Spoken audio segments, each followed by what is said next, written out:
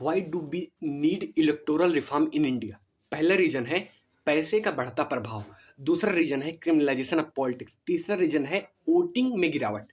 अब पहला पैसे में बढ़ता प्रभाव का एग्जाम्पल ये है कि लगभग एक सर्वे के अकॉर्डिंग 90 से 95 लाख पर कैंडिडेट खर्चा करता है इलेक्शन जीतने के लिए, जबकि इलेक्शन कमीशन का जो एलोकेशन है वो केवल 40 लाख तक का ही है। बट रियलिटी इससे ज़्यादा भी बढ़कर है, कुछ लोग 4 से 5 करोड़ भी खर्च करते हैं। दूसरा, क्रिमिनलाइजेशन ऑफ पॉलिटिक्स।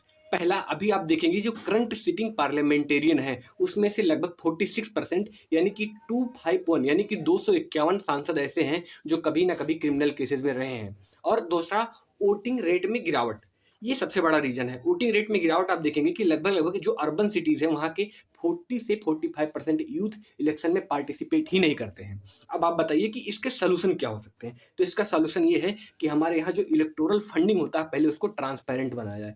दूसरा, हमारे यहाँ जो क्रिमिनलाइजेशन बैकग्राउंड के कैंडिडेट आते हैं उनको काफ़ी अच्छे से वेरीफाई किया जा सके और पब्लिकली डिस्प्ले किया जा सके। तीसरा, हमारे यहाँ इलेक्टोरल रिफॉर्म के तहत जो भी इलेक्टोरल रोल होता है उसमें जो भी डिलीशन, एडिशन और सब इससे रिलेटेड डुप्लीकेशन और बगिंग का जो इशू होता है उसको सॉल्व किया जाए। इसके अलावा जो इम्पोर्टेंट हो सकता है वो ये है कि इन सब इश्यूज को ध्यान रखते हुए पॉलिटिकल लिटरेसी पर ध्यान दिया जाए, ताकि हमारे यहाँ की इलेक्टोरल रिफॉर्म हो और पॉलिटिकली अवेयरनेस भी आए और हमारे यहाँ की डेमोक्रेसी चुस्त और तंदुरुस्त रहे।